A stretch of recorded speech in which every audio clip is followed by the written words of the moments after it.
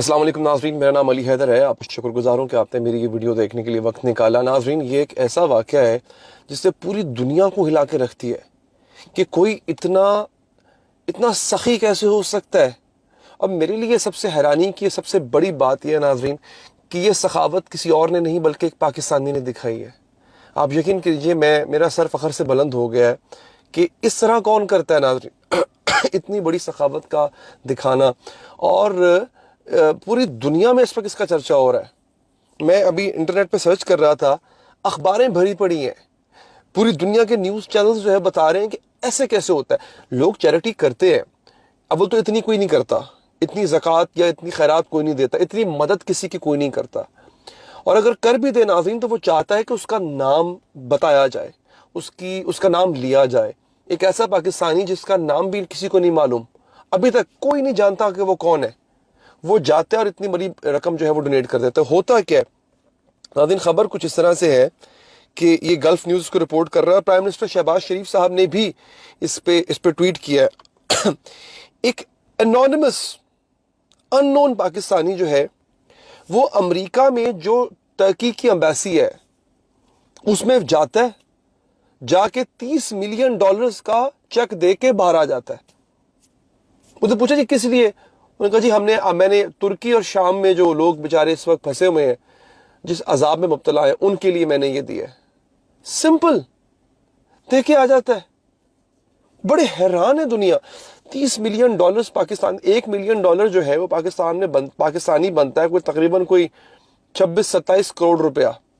$1 million بنتا ہے 26-27 کروڑ روپیہ، اور $30 ملین آپ لگا لیں کس حساب سے کتنا بن گیا ناظرین؟ یہ ارباں روپے بنتے ہیں، اربوں روپے۔ $30 ملین جو ہے، ہمیں آئی ایم ایف سے پاکستان کو $1 بلین ملنا ہے، یعنی $100 ملین ملنے ہیں جس سے ہمارا ملک چلے گا۔ وہ ایک اکیلا آدمی اس میں سے $30 ملین وہ دے کے آ جاتا ہے۔ اسے پوچھتے ہیں بھئی اپنی کوئی شناخت بتاؤ، بھئی کون ہو، کیا ہو؟ اس نے کہا جی میری شناخت کو آپ جو ہے وہ خفیہ رکھیں، مجھے کوئی نہ مجھے جانے۔ اس پہ پرائم منسٹر شہباز شریف نے کیا کہا میں آپ کو بھی سنوا دیتا ہوں۔ وہ کہتے ہیں deeply moved by the example of an anonymous Pakistani ہو، مطلب میں بالکل ہل کے رہ گیا ہوں اس پاکستانی کے اس عمل سے، who walked into Turkish embassy in the US and donated 30 million for earthquake victims in Turkey and Syria۔ جو صرف اندر بس خود ہی اٹھ کے چلا جاتا ہے ٹرکی کی ایمبیسی میں اور جا کے ڈونیٹ کر کے آ جاتا ہے اتنے پیسے، $30 million. These are such glorious acts of philanthropy that enable humanity to triumph over the seemingly insurmountable odds۔ ذرا اوکھی انگلش لکھی ہوئی ہے، مطلب بیسکلی فلانتھراپی کہتے ہیں چیریٹی کو، زکوٰۃ کو، خیرات کو۔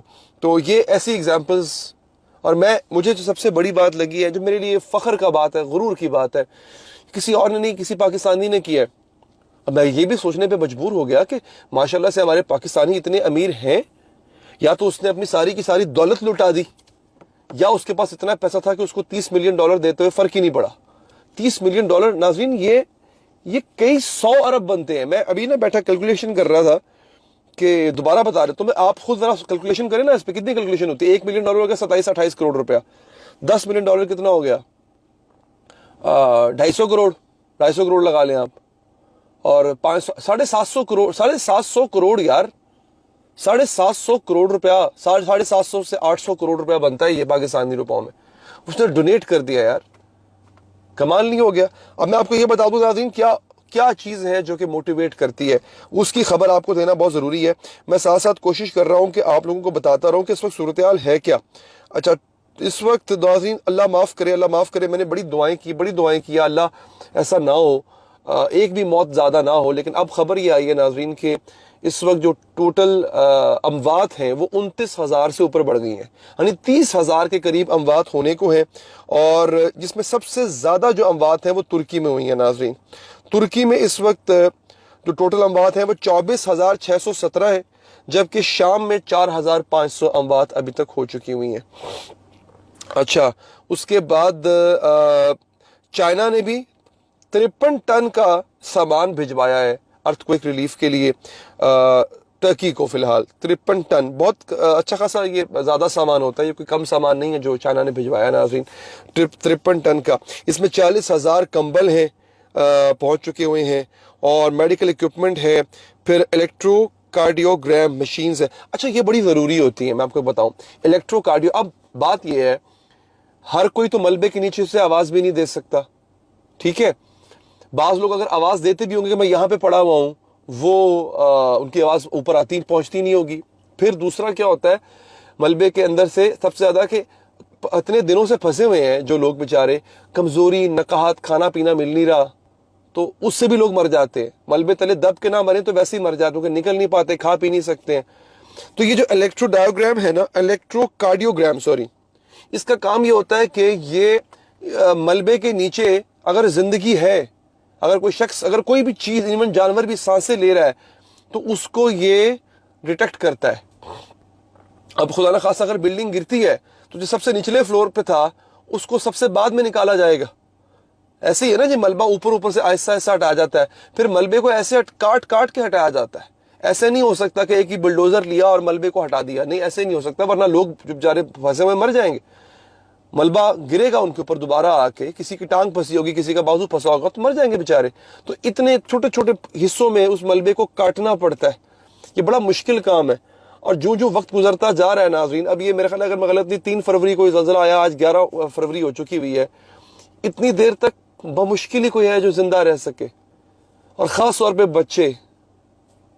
میں آپ کو بتا نہیں سکتا کہ میرا نا دل بھرا ہے. یہ ایک دفعہ یہ سوچ آئے گی نا، آپ ذرا خود کو یا اپنے کسی پیارے کو امیجن کریں اس طرح سے کہ وہ سامنے ملبہ پڑا ہوا ہے، آپ اس کو دیکھ رہے ہیں، وہ اس میں سے آوازیں دے رہا ہے، اور کچھ دنوں کے بعد یا کچھ گھنٹوں کے بعد وہ آوازیں آنا بند ہو جائیں گی. آپ سمجھ جاؤ گے کہ وہ مر گیا. کتنی بے بسی. آپ وہاں پہ کھڑے ہو کے کچھ نہیں کر سکتے ہو، آپ نہیں نکال سکتے اس کو. یہ کتنی بڑی بے بسی ہے.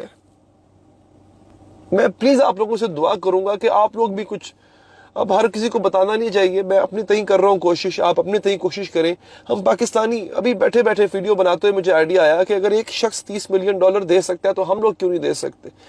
کوئی ایسا پرائم منسٹر کوئی ایسا ریلیف فنڈ قائم کرے، یا کچھ ایسا ہو، اگر کوئی تنظیم ایسی ہے جو ان کی مدد کر رہی ہے ہمیں بتائے، ہم اپنی طرف سے جتنا ہو سکے اس میں حصہ ڈالیں. ہم پاکستانی بہت چیریٹی کرتے ہیں، مجھے بڑا فخر ہے اپنے پاکستانیوں پہ کہ ہم خیرات میں پیچھے نہیں ہٹتے، ہم کسی کی مدد کرنے میں پیچھے نہیں ہٹتے. تو ایسا کچھ نہ کچھ ذریعہ ہونا چاہیے جس سے ہم اپنے شام کے بھائیوں کی، مسلمان بھائیوں کی، ترکی کے مسلمان بھائیوں کی مدد کر سکیں. کوئی ایسا ذریعہ ہونا چاہیے. اس میسج کو زیادہ سے زیادہ پہنچائیں. اپنا بہت خیال رکھیے ناظرین. اللہ نگہبان.